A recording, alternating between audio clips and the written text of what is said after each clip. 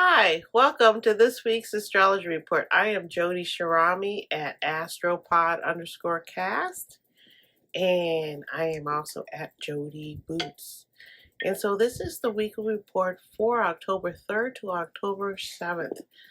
We are again in a very volatile time, and October is going to be the most volatile time as we head into Scorpio season. Right now we are in Libra season.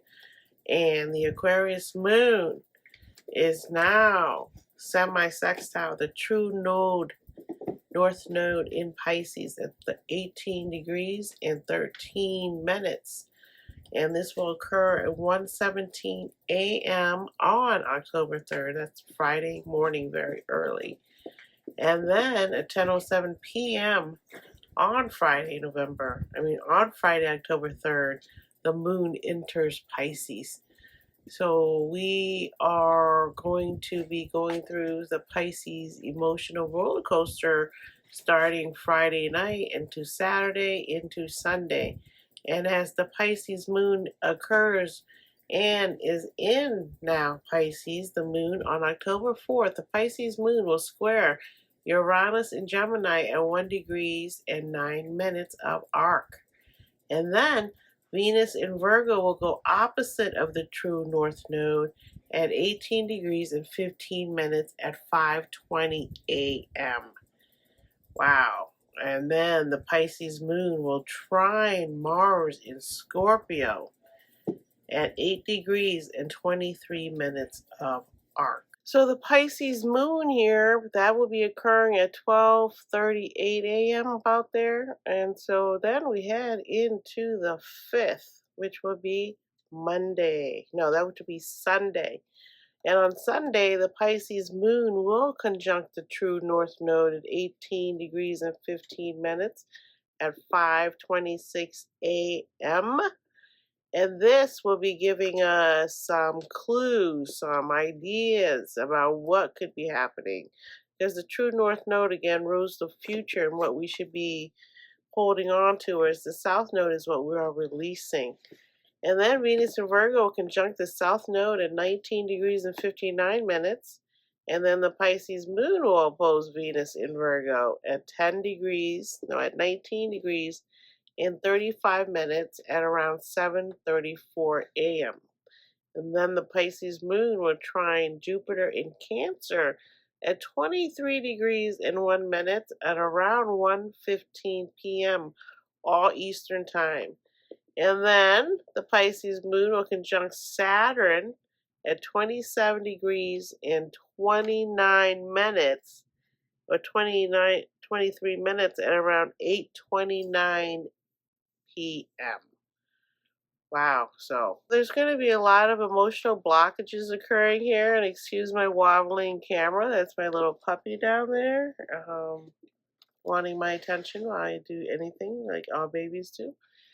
And so it's going to be a lot of emotional blockages occurring here over the weekend, and we really will have to lean into our empathetic side of the Pisces moon, and start to see that, all these opposites and squares again are about balancing out what we want, what others want, and how we can really learn to get along. Because as you can see, the government is headed for a lockdown. And I don't remember that ever really happening growing up. I wasn't paying that much attention. But now it's occurring. It's kind of really now what we voted these people to go in there. They were supposed to represent us, not just the people that give them money to advertise for them in the lawmaking chambers. So on Monday, the Pisces moon leaves and enters Aries at 12:48 a.m. in the morning. And then the Aries moon will conjunct Neptune at 0 degrees and 24 minutes around 12:48 a.m. and then the moon will conjunct Neptune at 0 degrees and 24 minutes at around 1:28 a.m. And then the moon sextiles Uranus in Gemini at 1 degrees and 5 minutes around 2:35 a.m. And then the Aries moon sextiles Pluto in Aquarius at 1 degrees and 23 minutes at around 3:04 a.m. And then Mercury, which is in Libra, will enter Scorpio at 12:40 p.m. Eastern Time. And then, wow, right? And again, with all the grand air trines occurring every time a personal planet enters any of these areas, all of these things will be happening. So right now, words are really important, and the way we think and look at things are going to start shifting, and we have to allow ourselves to intuitively know what the honorable thing to do is, which is to recognize that genocide is occurring in Gaza. And as a spiritual podcast, I'm not trying to bring politics into spirituality. I'm not saying you're a bad or good person if you do something. What I am saying is that we all know what's right and wrong in terms of in our hearts, and that love is really the only thing that saves humanity from becoming really out of control, like it's starting to get now. So our communication is really coming up for review a lot this year, and specifically right now in Libra, it's going to there's going to be a full moon in Aries, and then there's going to be a new moon in Libra. So we're getting ready. We're out of the eclipse season, but we are still feeling all the ecliptic energy. So we really have to, by Monday, after having kind of a really volatile emotional week, especially out in the mundane world, we really have to decompress and take as much time as we can to not look at the news, not get into conversations about any of these things, because really there's no outlet right now for anything. It's pretty much closed up to where, we are afraid to go and do things and say things at this moment in time because we don't want to get arrested or get put in jail or hurt our family. So the end game is here. So we really have to lean into our community and work together and vote. Voting, well, you still have a chance right now. You should really vote when the time comes. So then the Aries full moon arrives at 11:47 p.m. Eastern Time at 14 degrees and 8 minutes of arc. With the Libra sun involved here with the full moon, we are talking about relationships, and Libra is Venus and Aries is Mars. So we're going to have a lot of these kind of situations where Venus and Mars are going to be showcasing what it means to share love and use your actions in a positive way. And that's going to happen pretty soon, coming up here during the month of October. And then Mercury in Scorpio is at 0 degrees and 42 minutes of arc, with square Pluto in Aquarius at 1 degrees and 23 minutes of arc. And then Mercury Scorpio will quincunx Neptune in Aries at 0 degrees and 23 minutes. And then quincunx Uranus in Gemini at 1 degrees and 4 minutes of arc. And this forms a yod.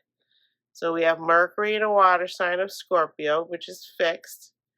Then we have Neptune in Aries, which is a water sign in a fire sign, that is cardinal.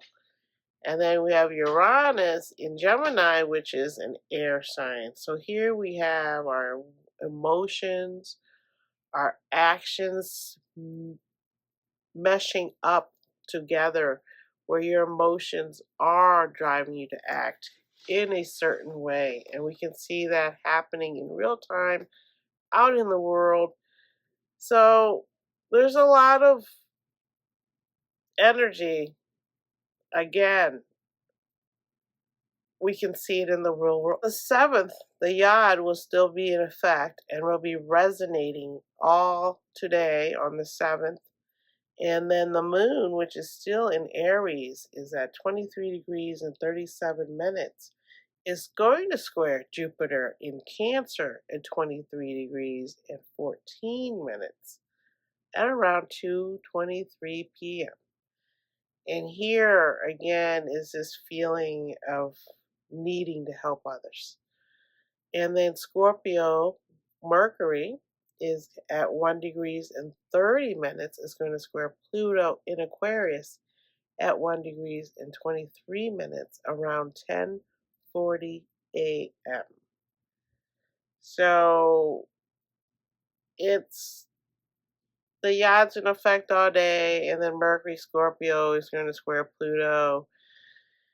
And Mercury squaring Pluto's again, our thoughts or ideas are coming up for review, or our words are going to be so powerfully manifested here that we could have some serious conversations that could evoke war, evoke World War III, because World War III is right there on the cliff getting ready to jump, and it's so close. And so it's almost inevitable at this time. We can think, oh, we don't want war, we don't want war. But really, this war isn't so much about, you know, going door to door, hopefully, and having a gun and murdering each other. I think it's more based on AI and technology and all these things we do every day that is brainwashing us, that is dividing us, that is putting things in out in the ether to divide us and break us down to where they can control us when we don't have any money, we don't have any food, we're hungry, we'll do anything to survive. So I think that's going to be the guerrilla tactic, this warfare that's going to begin most likely next July. Is then the date people have been thinking about saying for a while, astrologers especially. So I kind of agree that it's going to happen, because with the house shutting down and they can't agree what to do, it's indicative of people now willing to budge and do the right things, like recognizing that genocide is occurring. They're not willing to recognize that. And then on the 8th, the moon is going to enter Taurus at around 1:12 a.m. Eastern Time.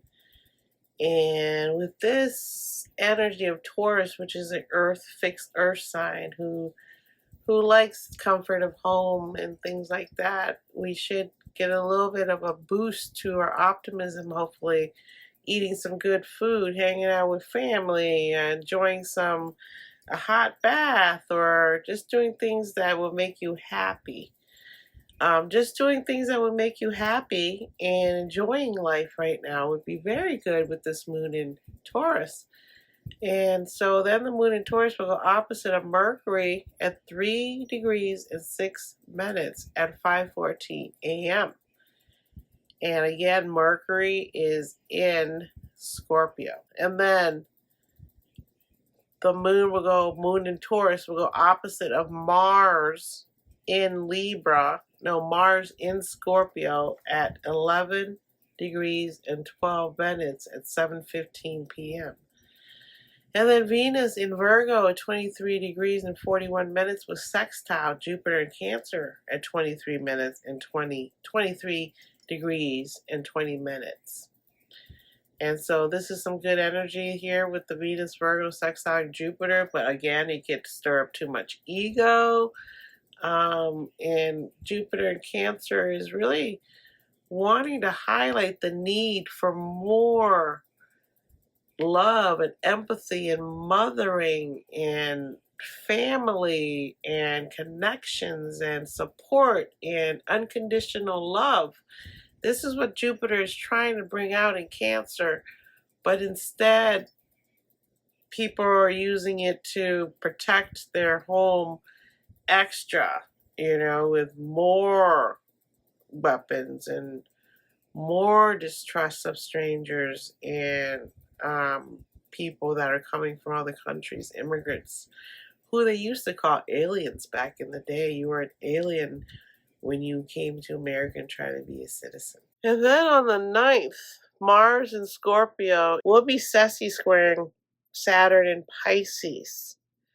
And again, this is a redo as Saturn's just recently gone back into Pisces. This is a redo of mistakes that we can have a chance to look at and edit. And then on Friday the 10th at 1:11 a.m., the moon will enter Gemini. And then when it's at 8 degrees and 31 minutes, it will be conjuncting Uranus in Gemini, who is at 0 degrees and 59 minutes. And then it will be trining Pluto in Aquarius at 1 degrees and 22 minutes. So it's basically a moon, Uranus, Pluto, and they are having a meeting. And the moon is with Uranus, and Uranus is ruling over Pluto in Aquarius. So here we are having some space age futuristic ideas that we need to implement to get us out of these conundrums that we are in during this time. So we need to really plan and work hard. And then Venus is going to go opposite of Saturn in Pisces at 26 degrees and 10 minutes exactly on Saturday at 7:10 a.m. So the next day this will be happening. But again, Venus in Virgo going opposite Saturn in Pisces is a feeling of our values being challenged. What are we thinking about being challenged? So October comes in with a bang. We have been anticipating a lot of these things occurring, especially as Mars is squaring Pluto from Scorpio. And remember, we talked about how that is the closing square for Pluto and Mars that we're heading towards. Today I was listening to a bunch of astrologers, and it seems that a lot of these things that are occurring to us are really having to do with the outer planets having these meetups right now, and it's so rare for them to be together in the same stratosphere, let's just say, that it's something that has never happened before during our lifetime. And we can go back and look at situations where this was occurring before. And a lot of stuff that's happening now hasn't occurred in over 2,000 years, 5,000 years, as long as they've been keeping records of the astrology of the world. That's all we can look at. And with 3i Atlas coming in and now it's glowing green and it's much larger than we expected. And right now it is behind the sun to where we can't see it. And we're hoping, according to Stefan Burns, a geologist, if you haven't seen him, check him out on YouTube also, and Instagram and Twitter. It's such a huge thing that the scientific community, right now, the Harvard professor has said that maybe it will never leave our galaxy, that it might just go out and then come back in and just stay here. Like a lot of things that are circling our galaxy out there that we talk about, like Chiron, Sedna, all these other comets or dwarf planets, asteroids that are all out there that affect our gravitational pull, because it is connected to the sun. It is in the gravitational field of the sun. No matter what happens, all of the astrologers are pretty much in agreement that whatever it is it's too coincidental, the timing that it is entering our galaxy, and it's going to meet up with Mars in October, and then it's going to swing by Venus, and then it's going to head out of our galaxy, but maybe not. So we have no idea what this is, but ever since astrology has been practiced and taught, anything that enters our solar system is considered a sign from the outer galaxies that we don't know anything about. This week I have felt a little bit hyper in terms of my inner personal chaos. Things have been resurfacing that I thought I had dealt with. And I do attribute that to Mars squaring Pluto. Because again, my Mars is in Scorpio. And now with Saturn moving back into Pisces, which is my moon, Saturn is also coming back to make sure that I clean up all the little dust in the corners of my mind that could be affecting my future growth, because Neptune won't be back here for another 165 years, and Neptune is shifting back into Pisces pretty soon. So this would be the last time, almost it seems, where we get a chance to think about things before we get caught in this accelerated time of things occurring. Because this week alone, so many things occurred that it's meant to distract you from the real issues that are going on. It is a smoke and mirrors type of situation that we're living in. And this is always during the time when the planets are moving around in these situations that certain people take advantage of that chaos of our emotions and everything and push their own agenda. And it's been going on for thousands of years, to where some people have generational wealth that is just unbelievably unfathomable how much money they can have. And again, if you watch and hear all the stories of being rich, it's always about someone that did it in a way that it was it was done in such a way that something bad had to happen. You had to have done something that wasn't aligned with the correct values and virtues of being human, which is no killing, no murdering, no, the 10 Commandments, right? But those 10 Commandments are difficult, especially in today's age. But that's why they were written down, was because these are all the vices of the human being. And so now we are looking at our humanness and really starting to see that as humans, we have many flaws that we've been working on for millennia, and we haven't quite got it yet. So maybe this 3i Atlas will come in and up-level our intelligence, because it is quite huge and it is a moving green rock. It is glowing green, and there seems to be some life inside of it. And then we had the earthquake this past week in the Philippines, which was quite devastating because it happened at night at 10 o'clock, and a lot of people are asleep then. And again, the typhoon in Asia.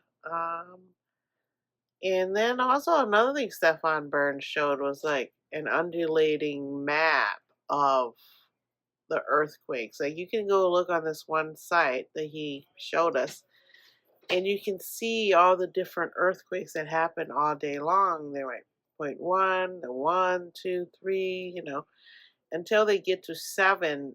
That's when they become quite big and dangerous. But when he showed the map of America after the big plasma blast that hit the sun, you could see that the earth was like undulating like this with the earthquake movement.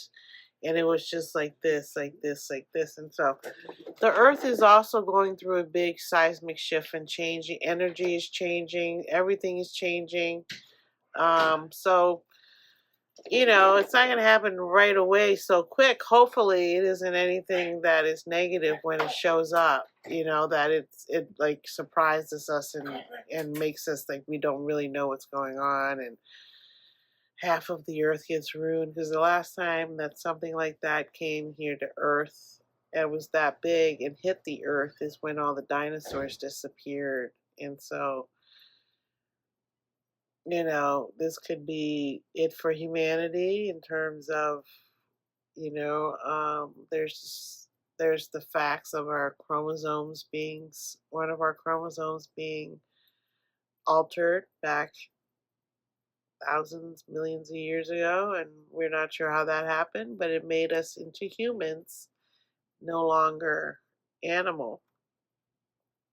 So these are concepts that a lot of religious entities nowadays do not believe in this. They believe in the Garden of Eden, and man and woman was put there by God, already fully formed, and took the apple, and then the sin started.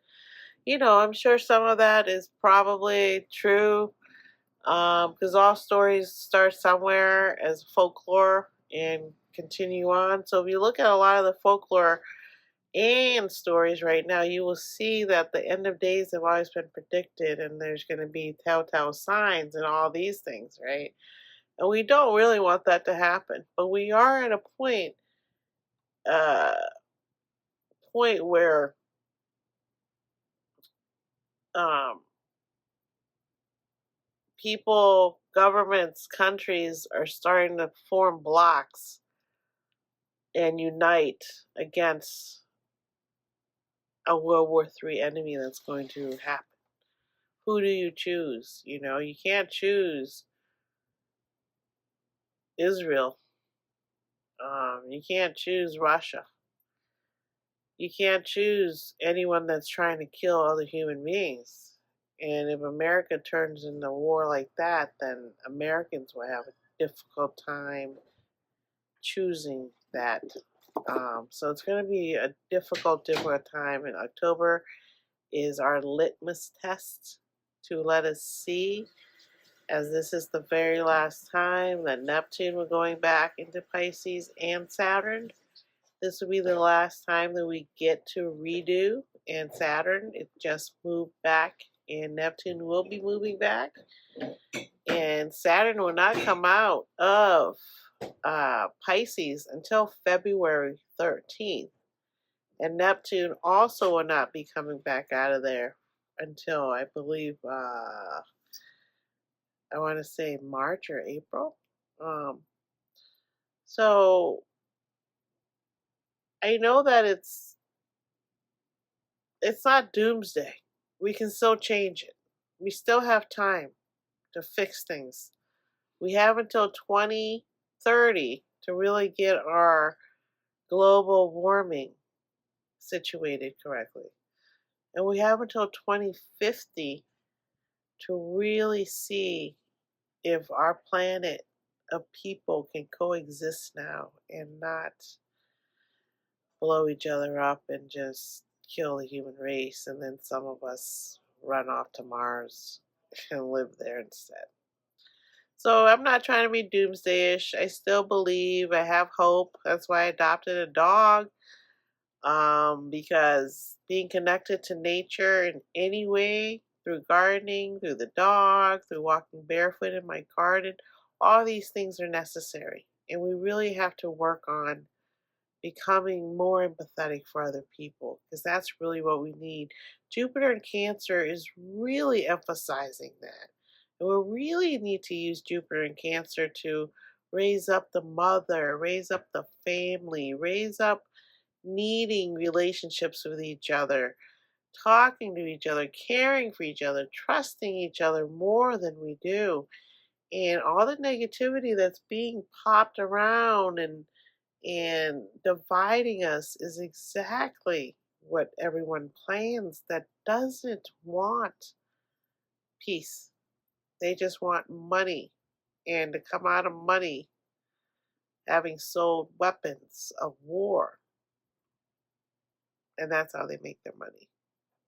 So thank you for being here. I appreciate you. Appreciate all my spiritual children talking to you guys this past couple of days and weeks, especially about Sundance. And it's going to be a big farewell to Salt Lake City and Park City, and to the memory of Robert Redford, the founder of Sundance Film Festival. I will be back next week on the 10th. And until then, I'm going to say it again, remain calm. I'm trying to say it to myself. Remember when you have that moment, and sometimes, you need to listen to your intuition and say things so people understand that just because you don't want war, you want peace, doesn't mean you're not going to fight for that peace. You're not going to fight for what it is you want. So sometimes some of us have to stand up and say, like I had to do with my neighbor, hey, get out of my face. This is my yard. So that's what I'm saying, is that sometimes you might have to do that. But if you do have to do that, do it in such an empathetic, kind manner that you leave being friends. And I'm hoping that for my neighbor, but it doesn't seem to be occurring because, again, we are dealing with a society right now that half is set in their ways, and they're not going to be mutable about it. And again, the North and South Node are in a mutable sign of Pisces and Virgo, learning how to work together and care and have empathy. And so really have a good week, and I will be back next week, and I will try to post more things on my Instagram page about what's going on during the week, because sometimes it's really, you need a little bit of an update. Like I needed to update this week, and I hope you can check that out on my astropod_cast page on Instagram. And you can find me at Jody Boots on Twitter. I post a lot of stuff there too, mostly Twitter more than other places. So thank you for being here. I appreciate you, and really find time to appreciate and have gratitude for all that there is. Thank you. Bye. Have a good week.